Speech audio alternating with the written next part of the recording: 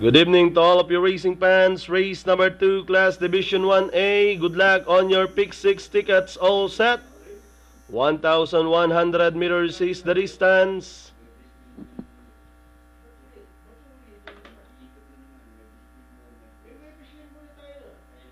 Gates open, they're up and racing. Newsmaker running by the rail at the center. Yellow Guska, then on the outside Ideal View. Loretta comes next, then followed by Sharp Cookie. Spartans, Ahu running third last, second last, Yes Papa, while Thrill of Victory is in behind them. Heading towards the 600 meters pole, Yellow Guska in command by about a length and a half. Newsmaker running by the rail. Ideal View is on the outside. Spartans, Ahu now racing in fourth as they round towards the 450 with Yellow Guska still leading the field. Newsmaker remains in second. Ideal View is on the outside.